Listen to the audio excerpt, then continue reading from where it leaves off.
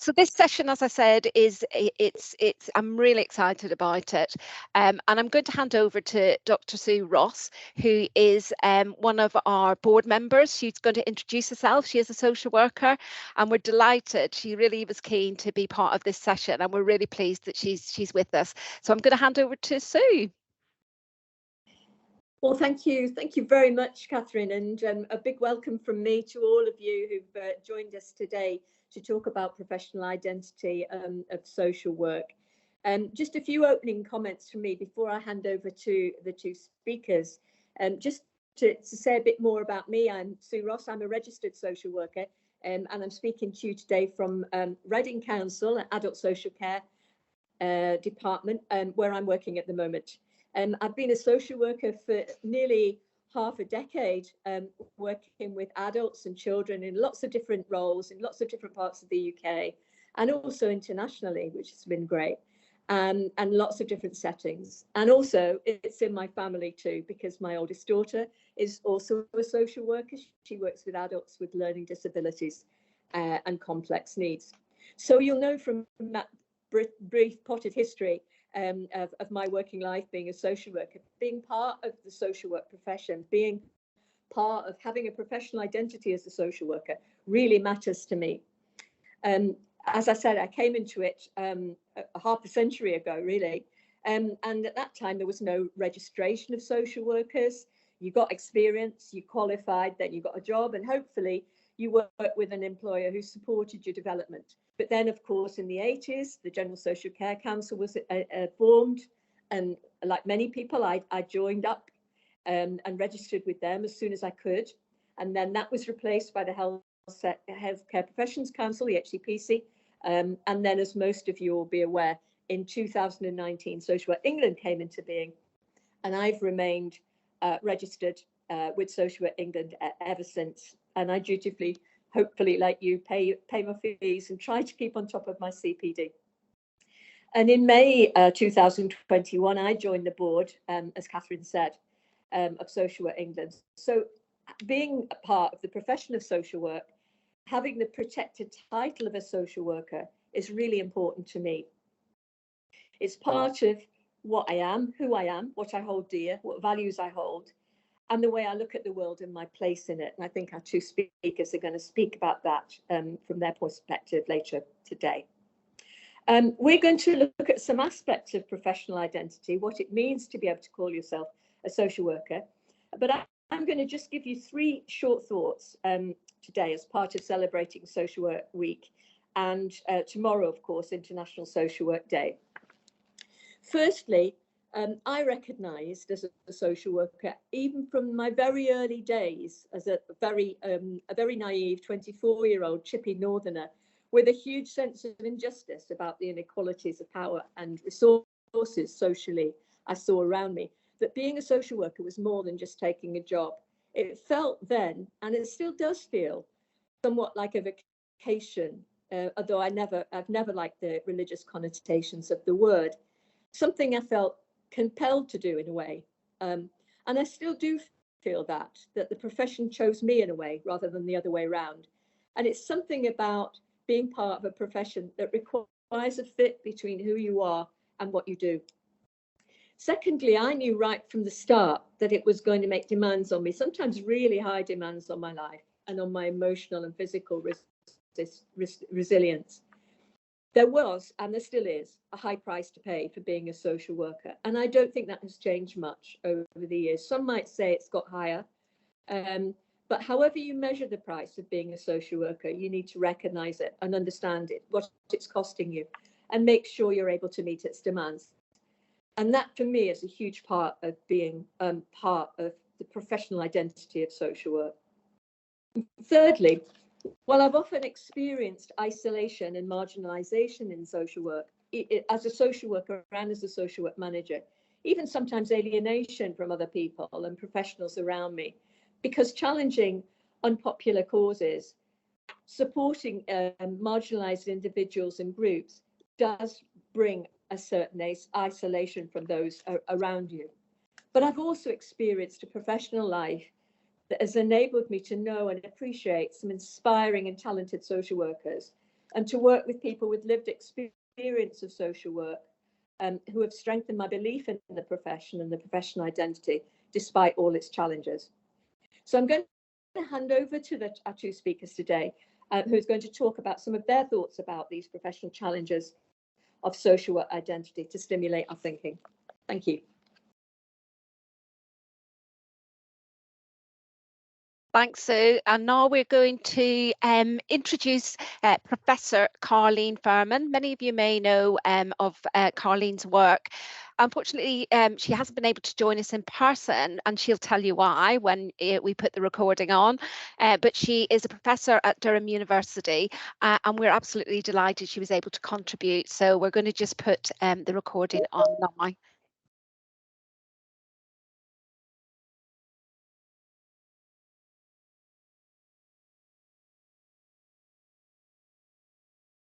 Just bear with us. Hello everyone, welcome to this presentation on the professional identity of social work, really focused on the challenges and considerations for social work responses specifically to extrafamilial harm.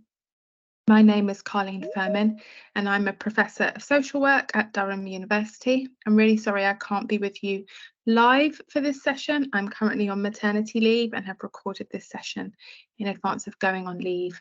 But I hope it proves a useful angle for thinking about the professional identity of social work. So over the course of the session, I wanted to cover 3 points.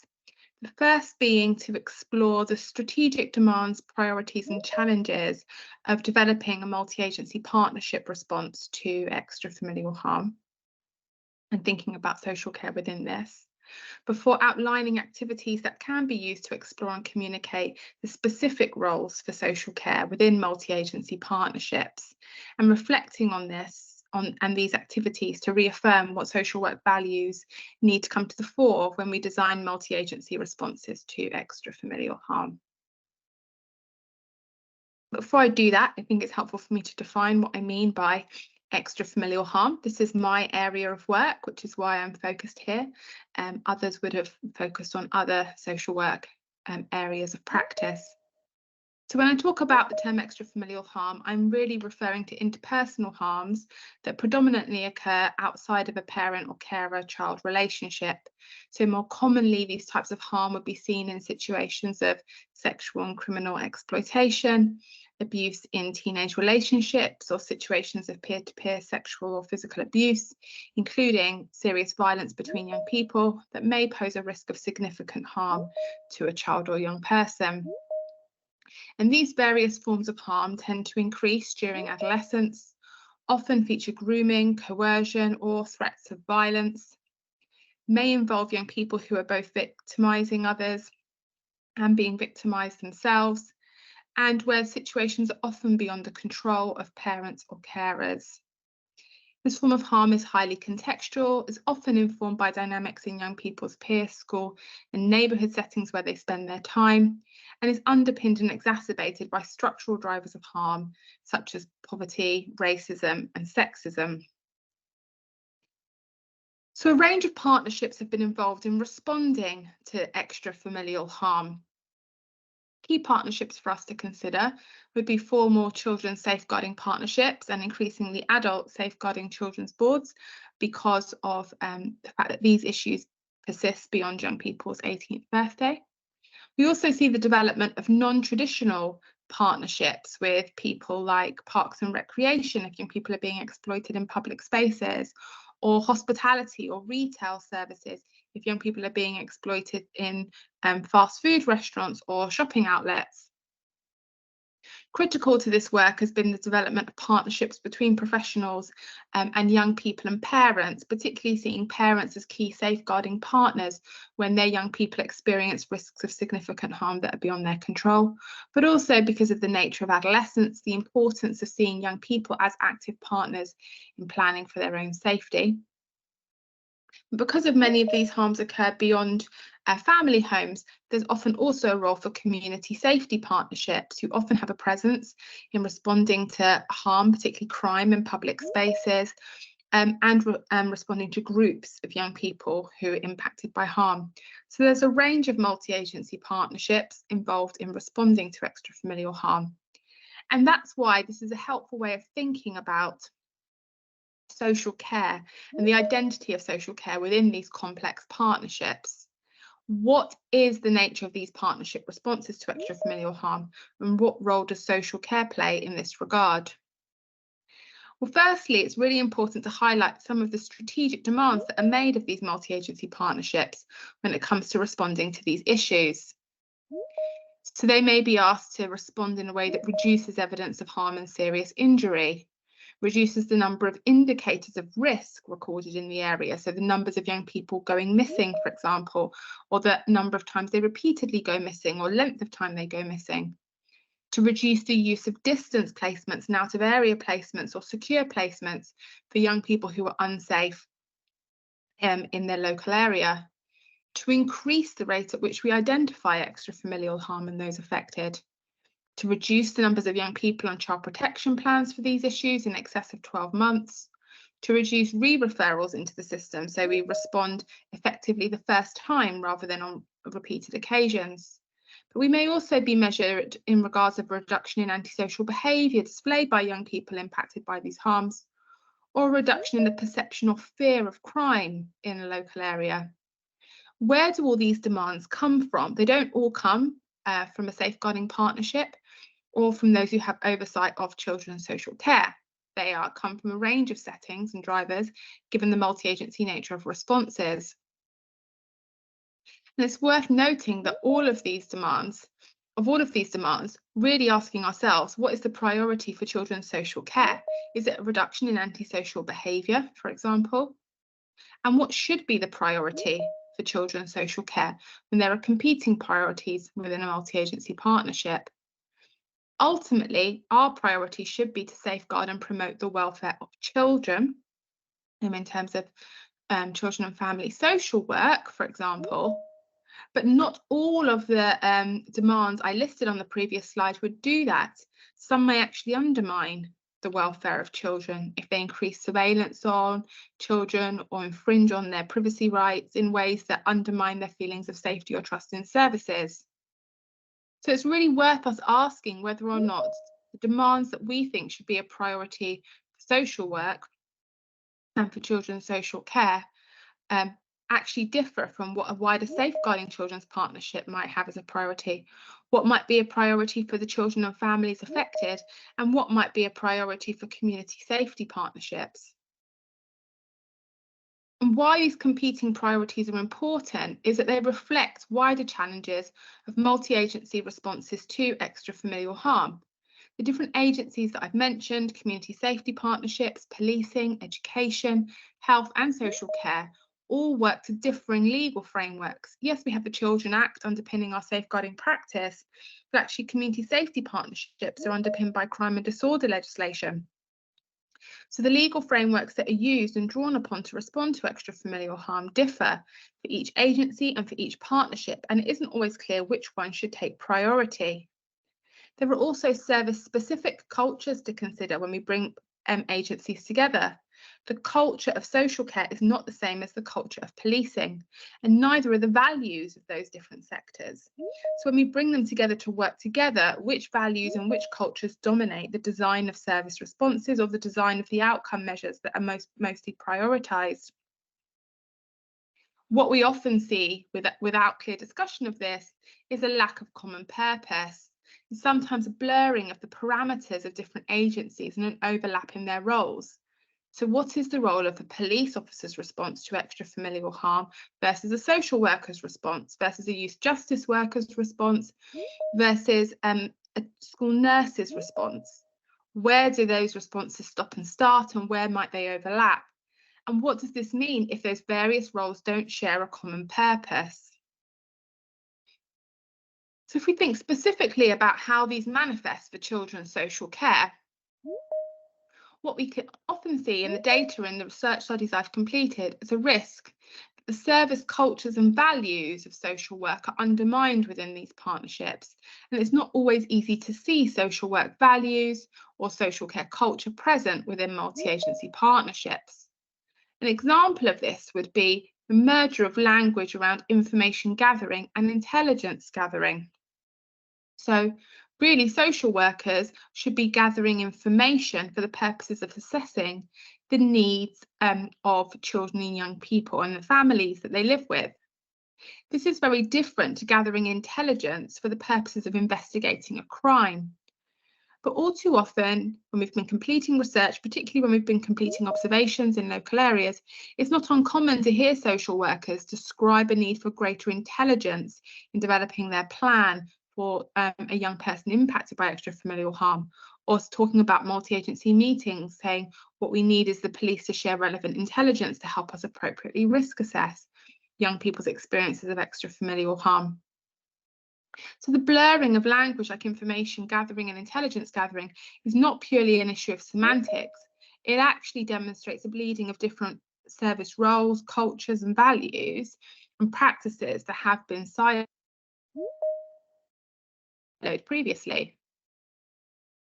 Another way we see this is a move away from reflecting and assessing needs in order to develop plans towards quick tasking into locations and groups and finishing. So we don't see generally in wider child protection and safeguarding work reference to social workers being involved in task and finish activities. What we see are attempts to assess, reflect on the findings of assessment and develop plans that safeguard children. But in the field of extrafamilial harm, task and finish groups often dominate. And again, tasking is something much more akin to a community safety response to issues rather than a social care one. We can also see a focus on risk reduction rather than safety creation.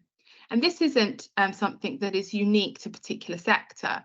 Social work has often been criticised for being increasingly focused on risk and monitoring rather than on safety creation and needs making. But we particularly see this in the case of extrafamilial harm, where professionals focus on risk matrices, risk profiling, risk assessment, without properly assessing whether needs are being met and safety is being created. And the practices that emerge from those assessment activities also reflect this. And we can often see limited partnerships with young people and families, which are absolutely the partnerships we need to develop safety for children and young people, and the prioritisation of partnerships with statutory partners, particularly police, health and education. So if we think about a situation where extrafamilial harm may be a concern, situations such as this, where numerous young people are identified by the police and schools as carrying and selling drugs in and around a local fast food restaurant. And in response, the restaurant has disabled its internet connection. So young people stop spending time at the fast food restaurant and instead start to spend time at their local library, sometimes up to 80 young people congregating in and around the library after school. Complaints of antisocial behaviour in and around the library start to increase. And there is a concern that young people are using and selling drugs in and around the library, and that some unsafe adults have been seen approaching young people in the library space. Some fights have also broken out in the library, and so the library seeks help from the local authority and the police about what they should do. There's lots of different types of interventions that could be offered in response to these concerns. Our question is, which ones are most relevant for social care? For example, there could be an effort made to map all the young people known to spend time in the library as a multi-agency partnership. There could be a discussion about engaging with young people in the library to explore what their needs are and assess them. There could be a recommendation to disperse young people from the library due to the complaints around antisocial behaviour, or to offer activities via youth work or a voluntary sector agency in and around the library. There could also be efforts made to disrupt the adults who have been seen approaching young people in the library space. These varying responses would not all be delivered by social workers, and they also don't all align with social work values. For example, engaging with young people in the library to explore and understand their needs could be a critical role played by social care alongside youth workers, and would align with a wider approach to social care assessment. Whereas dispersal of young people from the library due to antisocial behaviour is not a practice that would be aligned with social work or social care. We don't know where we're dispersing young people to. that type of intervention could increase risk. It's not based on any assessment of need, which would need to happen beforehand, before such a decision was taken. We could disperse them into a more dangerous situation, and ultimately young people should be safe within a library. So the priority should be making them safe where they are, only moving them on if that's deemed to be impossible. So it's really critical within a multi-agency partnership that social care values come to the fore and social care practices are thought about, and whether they shape the nature of the decisions that are made in order to create safety for young people. So how do we take this work forward? Well, there are two key ways we can consider this type of practice in the future and think about how we foreground the identity of social work and social care within responses to extrafamilial harm. And some of this is internal within the sector and within teams, thinking about how we ensure that social workers understand their role in offering a social care and child welfare response to extrafamilial harm within wider safeguarding partnerships. And there's also external activities to undertake to ensure that those wider partnership responses to extrafamilial harm really do recognise and value the role that social care can play and provide ways in which partners can coalesce around a common goal that is aligned to social work values. So in terms of those internal activities, I think there's three that it's worth mentioning.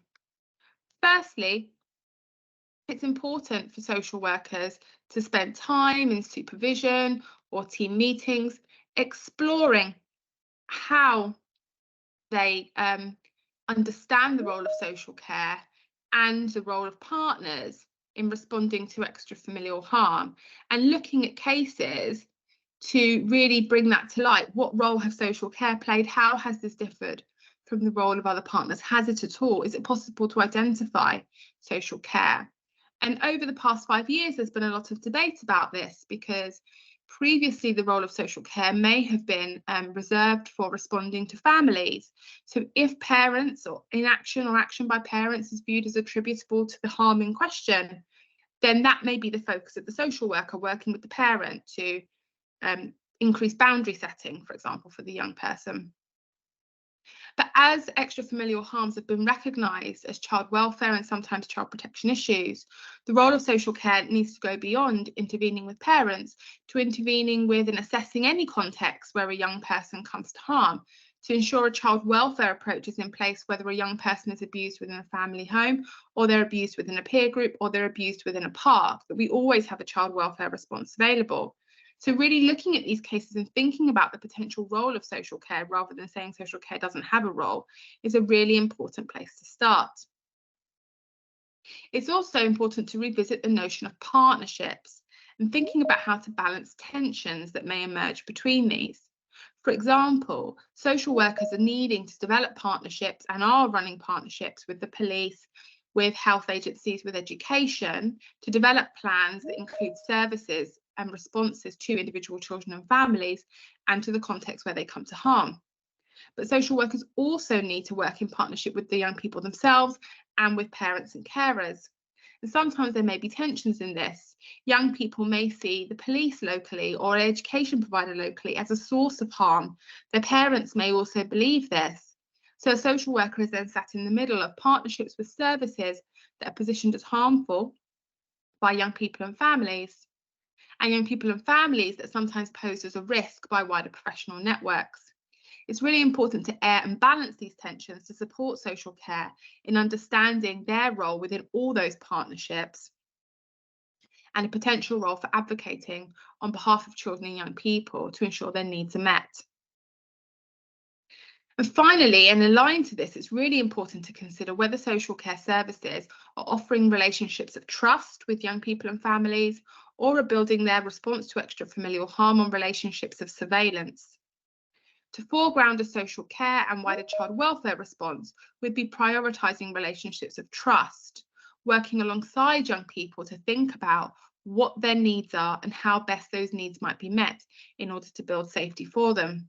Whereas when we rely on relationships of surveillance, we often are not working in partnership with young people and families. Instead, we're watching over them or doing to them. And my colleagues Lauren Rowe and Jenny Lloyd have produced resources from a paper called Watching Over or Working With that highlight the potential relationship of trust that can be built with young people compared to relationships of surveillance. So these are all reflective activities that can be completed within social care to really foreground an understanding of what a social work role might be within wider multi-agency responses to extrafamilial harm. And then looking externally within a wider partnership. Firstly, it's really important strategically to think about how to formalise operational and strategic partnership working between community safety and social care, and not assuming that those partnerships will just develop on their own, because they are operating to different legal frameworks and different outcome measures. And so understanding the role that community safety play in response to extrafamilial harm and understanding how that may differ to a role played by social care is really important to ensure that there is transparent and effective partnership working when required. It's also really important to communicate how a social care-led response to extrafamilial harm might differ from a criminal justice one, so that partners can clearly articulate what a social care offer might look like and when that might be the most appropriate line of inquiry or line of response for a young person. And it's worth really thinking in partnerships about how to develop or use agreed sets of shared outcomes, and not huge outcomes like a reduction in exploitation, because everybody can agree that that's an outcome, but how you get to that outcome will differ sector by sector, value base by value base, and it's that level of difference that needs to be engaged with if we want to safeguard and put parameters around a social care response. So an example of some of this would be piloting a social care-led assessment of a context affected by extrafamilial harm, like a park or a shopping centre or a high street. Because if the response to that setting was rooted in community safety practice or antisocial behaviour work, it's likely to look different to this. A social care-led response would mirror that of which we would see within a family. So it would begin by assessing what's happening in that context, and in particular, assessing the needs of the young people who are there, the quality of the guardianship available to those young people, so who are the protective adults that they can access, and what the environmental and community factors are that impact safety in that setting. So very much mirroring the type of assessment we would see happen with families, but targeting that at its neighbourhood context instead. Multiple teams that we've worked with in the contextual safeguarding research programme have instigated location, school or peer assessments that are led by social care or delivered in partnership between social care and youth workers. And they've all demonstrated the difference between tasking-based responses into locations and social care assessment-based responses into locations.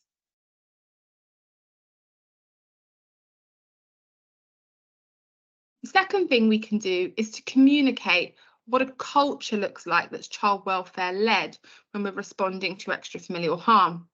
And my colleagues Jenny Lloyd, Molly Manister and Lauren Rowe have a paper forthcoming that explores this within data that we gathered during the latest tests of contextual safeguarding, where we were asking the extent to which some areas were developing a child welfare led response to extrafamilial harm versus a criminal justice driven response to extrafamilial harm, even when those responses were social care led. So when we're looking for a child welfare led response, we're looking for evidence that the response is driven by a focus on the best interests of the child and the legal rights to promote these. Where harm reduction is prioritised in respect of children's by meeting children's needs. Where language that's used within assessments, reports, plans demonstrates a caring intention.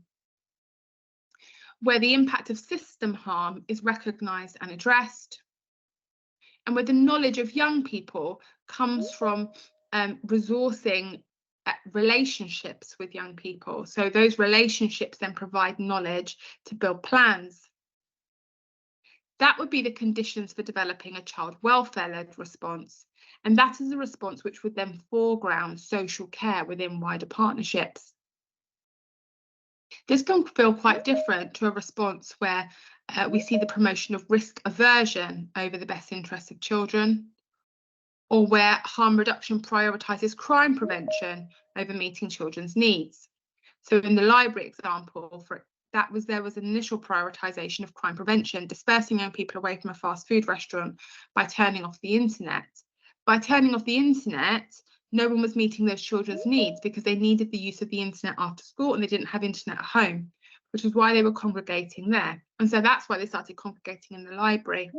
So although there was a reduction in complaints in the fast food restaurant, the children's needs were not prioritised or met. We also wouldn't want to see language that was underpinned by facts and intelligence in a social care response, but rather underpinned by a commitment to care. And likewise, where we're not seeing child welfare-led responses, system harms are often replicated rather than recognised or addressed. And the knowledge of young people tends to come from data within agencies and systems rather than through relationships with young people. So there are clear markers that we'd look for within a child welfare-led response to extrafamilial harm, and those markers are ones that would foreground the role of social care. These types of markers help us revisit social work values and the identity of social work within multi-agency partnerships that are organised around responding to harms which are often characterised as, labelled as, or defined as crimes. And the way that we can see this play out, for example, is in the approach to assessing young people's peer relationships. So in 2 sites we worked in, we saw very different approaches to this. One which really demonstrated social work identity and a social care child welfare response, and one that was more akin to a criminal justice and community safety response. So in one peer group assessment, the language was as follows. Young person 1 has been stop checked with young person 2. Young person 1 does not talk about his peers and associates. Young person 1 has links to young person 4 as they were arrested for a burglary offence together. Young person 1 is also linked to young person 8 and they are close friends at present. Professionals have not been able to engage with young person 6 and young person 3 and their peers and associates. This language is quite different from a different peer assessment where the social worker wrote, they are all talented with many positive core values and a capacity for kindness, and to use one of their favourite words, love. It is my opinion that they all have the potential for successful life outcomes if they can receive and make use of the best possible support. Both these peer groups were at risk of and experiencing exploitation. One of the assessments took a more social care-led approach. One took a more criminal justice-led approach, but both were completed by social workers. And herein we see the tension of trying to maintain and hold the identity of social work within responses that are driven by multi-agency partnerships. So I hope from this presentation you can take away the following key messages. Firstly, that by working with others, undertaking actions with others, it doesn't mean we are developing a shared approach.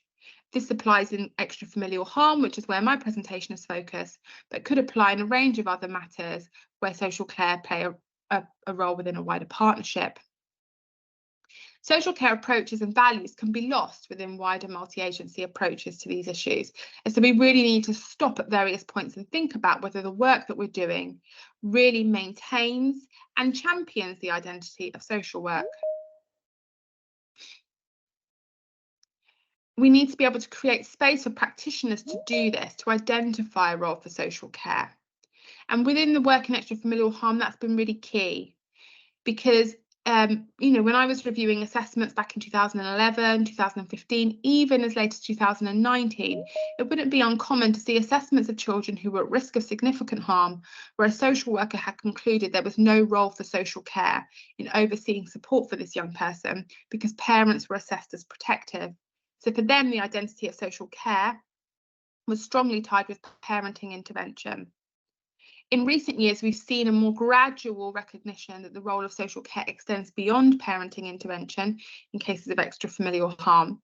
But through that extension, it's also really important for us to maintain a conversation about what the parameters are so we don't drift into wider partnership responses that don't align to social work values. To do this, we have to identify opportunities to illustrate what a social care response may look like to wider partnerships, things like the location assessment framework I shared with you, where we've seen social workers demonstrate how taking social care-led approach to a park or a beach or a high street generates a different plan to taking a community safety one. And the partnerships that social care need to draw upon in order to maintain their identity and promote social work values are varied. How social workers partner with young people and families must be central to this. And if we lose those partnerships, we are at risk of losing the identity of social work. I hope this has been a helpful introduction to some of the key things to consider when we're thinking about the identity of social work in respect of responding to extrafamilial harm. If you found it useful, there are a range of resources on the Contextual Safeguarding website that you can access, including an implementation toolkit, a TED talk that was completed, and specific resources for safeguarding within schools and in relation to distance placements through our Securing Safety study. There's also the book Contextual Safeguarding and Child Protection available to purchase online. Or you can stay in touch with me. I will be on Twitter throughout maternity leave, or you can drop me an email and I will reply to you in the autumn. Thanks so much for your time. Sorry, just have to take myself off mute. I think that was a really thought-provoking session that Carlene has just shared with us. It's really great to be able to say that she had a beautiful little baby boy. I'm sure you'll be able to follow her on Twitter, and yeah, so that's really great. But yes, lots to think about. So now I'm really excited to introduce Ola. Looking at the slide, I think, Ola, you're going to have to do a doctorate so that we can have 3 doctors on the screen. But yeah, I had the privilege of working with Ola in Sunderland, and she's going to share with you what she believes her professional identity is as a social worker. So yeah, over to you, Ola, and I'm going to do the slides. Okay. Good afternoon, everyone. My name is Ola Tony-Obot. I'm a social worker with Together for Children, Sunderland, and I've been privileged today to talk about professional identity of social worker. Like Dr. Sue said, Dr. Ross was saying that the profession chose her, and Dr. Firmin was also saying, talking more about extrafamilial harm. For myself, all I want to tell you today is how my professional identity has been shaped by who I am, and I will take you quickly through some of the people that I like to read about their work and everything. So looking at Steve Webb, who was talking about professional identity in social work, he was asking who needs identity. And I will be asking, aren't we all? As suggested by Steve, he said that identity takes its root from social sciences and has become constructed into our everyday lives. If you look at current narratives, if you look at be it around race, religion, sexuality, culture, the word identity has become a focus in everyday discourses, to the point whereby one is being very cautious when contextualizing identity and exploring those features and characteristics that contribute to one's definition of self.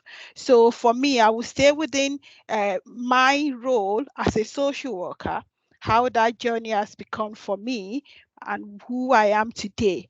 And I will tell you a little bit about myself for you to know where I came from. Next slide, please.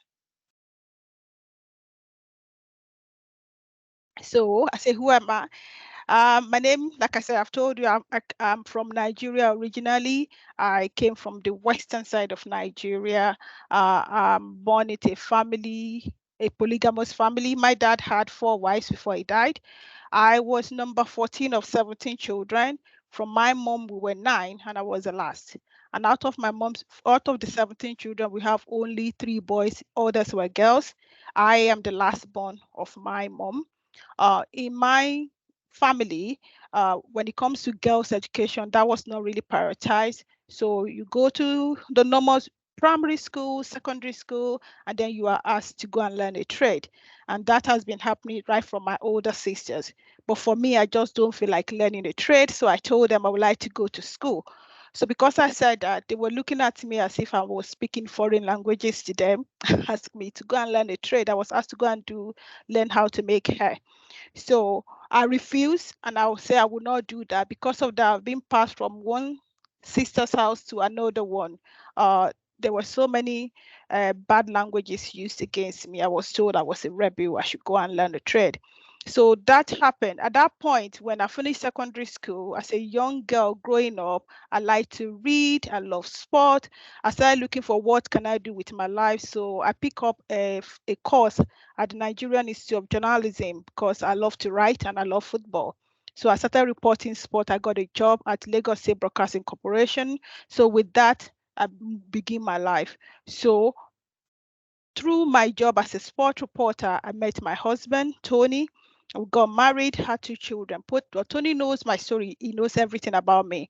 So, and each time I talk about education, I always feel very low and unsupported. Next slide, please.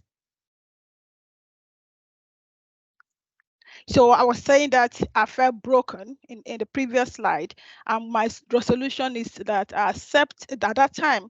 I accepted that there was nothing anybody could do. What can I do for myself? So my husband now told me that, why don't you go and read, go back to school?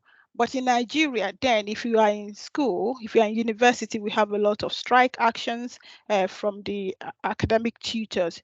So at times you can be in to go to school, and then you can spend, instead of a 4-year course, you can spend 7 years. So we decided I'll come to the United Kingdom to read. So in my country, they have university fairs. So I went to one. I was actually going to Bristol. I've been to London a couple of times. So, but Bristol store was beside Sunderland. So I was trying to do nursing. And the man was saying, I cannot do nursing because I've been a journalist. So the guy on Sunderland store just asked me, if you want a city by the city with lovely people, warm, come to Sunderland. So that was how I came to Sunderland. I've never been to Sunderland before, but I would say that was the best decision I took. So I came to Sunderland to study.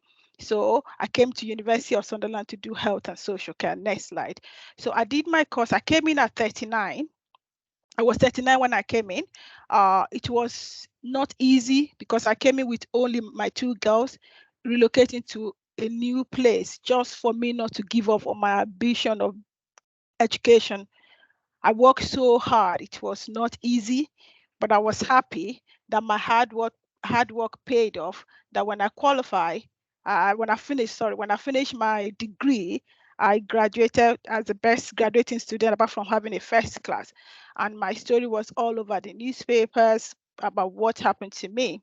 And now that this takes me into my profession. Together for Children is where I work for, and all what I'm sharing today are my views, not Together for Children's view.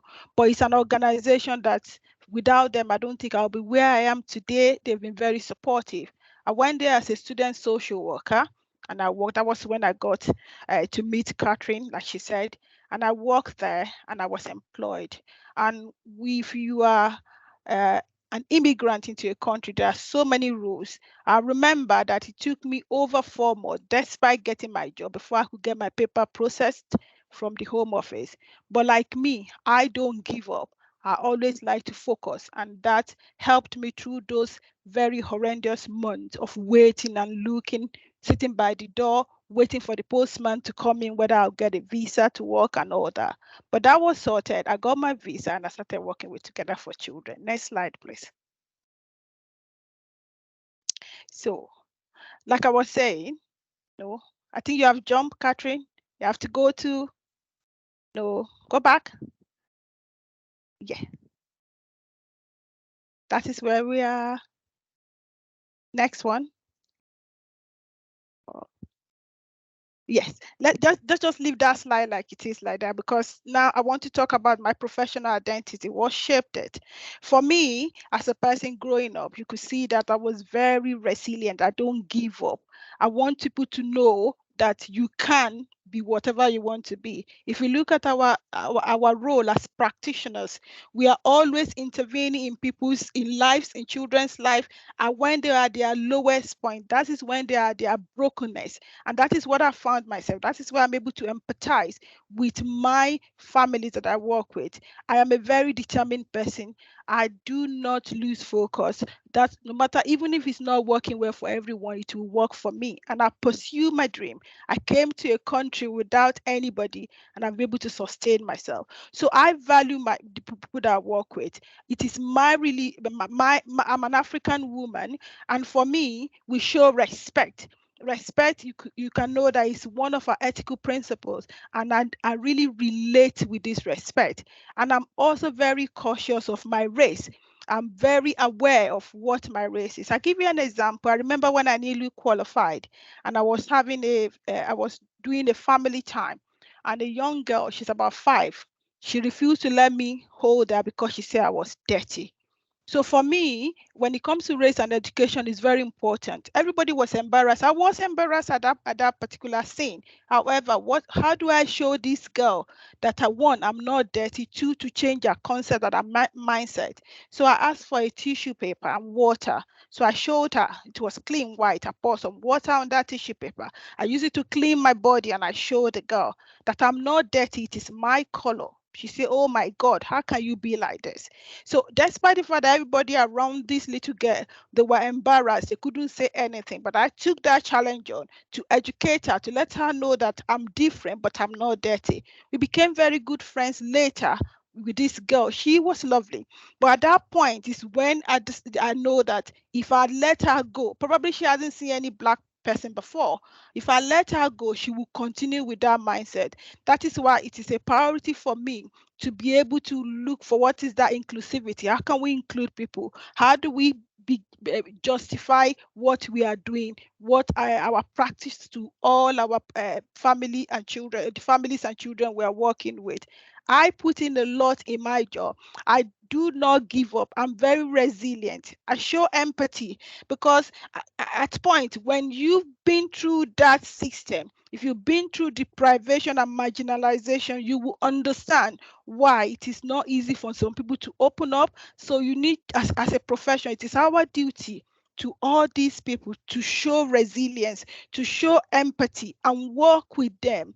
We need to look at the word justice, social justice. That's one of the things that social workers are supposed to do. So how do you find that within the families you're working with? How do you go extra mile? Even when you have some dilemmas, how do you navigate that? For me, I work well with family because the children and families I'm working with, because I have been through that system. I've been through deprivation. I've been through a lot, so I can show empathy towards whatever they are going through. That's why I try so much to make sure that I have done everything beyond every reasonable doubt for me to go to take any decision or any aspect I'm doing. I've worked with great people in my organization. I've worked with managers who understand my identity as a person, as a social worker, as an African woman, and have given me the platform to flourish. And I've done that, and I've shown that to the children and family that I've been fortunate to work with. For me, I've come from a long place. I've come from a very far country, and I'm here today as a social worker to practice, to help people, to support families, just like I would have loved to be supported back home, which I wasn't, but I'm able to do that now. I'm able to support that little girl who may not want to go to school, to find out why, to find out what are the underlying factors that might be responsible for that person not to go to school. What are the solutions that I'm giving? I've been able to, in my life, and at this point of my life, I qualified at 44. And at this point of my life, I've been able to look at, okay, what do I do differently? What solution can I bring into my practice? And those are the things that are shaping me, that are showing how do I identify? Who am I as a social worker? For me, it's all about my culture, my heritage, and what I'm able to bring to the table. How can I resolve? How can I use my brokenness to help others? How can I look for that solution amidst of all the chaos, and then bring something to the table for the children and families that I'm working with. And that has shaped me. So if I go to the slide before the last one, Catherine, please. So I said today, I'm a social worker, and I've told you my professional identity has been shaped by who I am as Ola Tony-Obot, who came to United Kingdom from Nigeria, who was deprived education as a girl growing up, and I've been able to be resilient and work so diligently to become who I am today, and now have the opportunity to really affect the lives of children and families in a positive way in a city called Sunderland. Thank you very much.